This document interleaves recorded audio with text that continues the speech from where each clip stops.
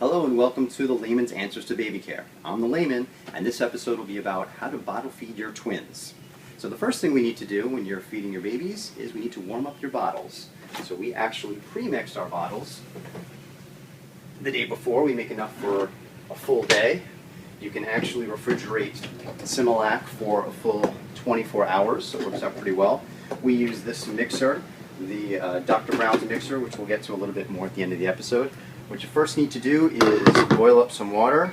My wife likes to use the same water, but I actually prefer to just fill up again with some hot water, because even better than saving water, I think, is saving gas, which we pay a lot more for. So I fill up the water about 3/4 of the way,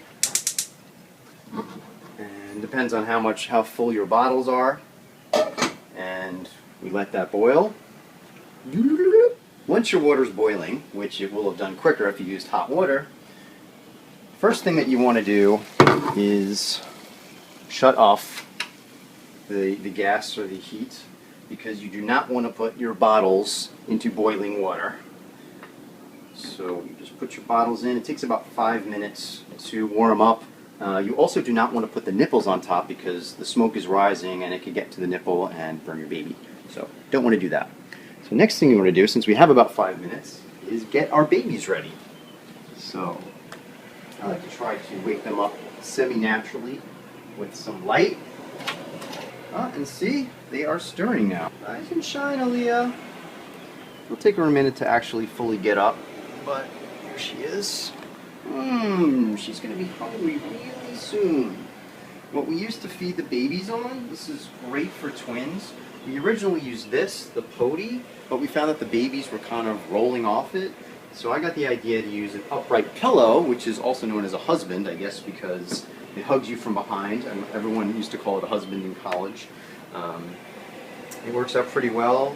You can see this one's pretty worn out, which is how yours is going to look after using it for babies for several months. So if you have some kind of family heirloom husband or upright pillow, probably don't use that one, because it's going to be pretty messed up by the end. There's a little gap here. We put a burp cloth. If I can just see. If Aaliyah would just get up for a second, I will demonstrate. We have little folded burp cloths in there, and we try and protect the husband as much as possible with burp cloths, but we have not been too successful at that, hence the reason not to use a good husband, if you care. So now we grab Brianna. They both have sheet marks on their face. This is Brianna. Aww. Big stretch. So right about this time, they're probably going to start crying soon. You would think that they've been conditioned that once they're here and we're getting ready to put their bibs on, that they wouldn't cry, because they know that it's time to eat. But actually, once they're sitting here and they're used to eating at this point, they're kind of wondering, hey, this is when I have food, but baby don't have food in its belly, so I have to alert that something's wrong. So that's probably what they'll do. Right now they're being quiet, but what we need to do is get them some bibs.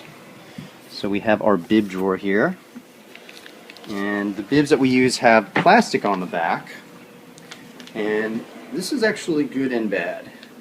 It's good because it doesn't soak through and get your baby wet. It's bad because it's going to dribble, the formula is going to dribble down their chin anyway, and then it kind of gets trapped underneath the plastic. So, but I find it's still better than not using it. Neither my wife nor myself knew that you're not really supposed to put these in dryers. Baby nurse. The baby nurse did it originally?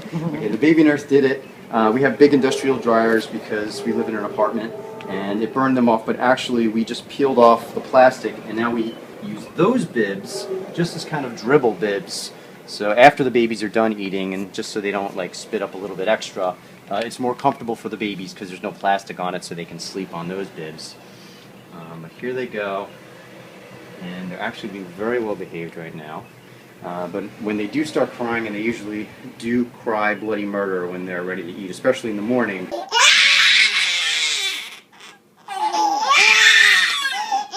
We live in New York City, so we've been desensitized to crying and craziness.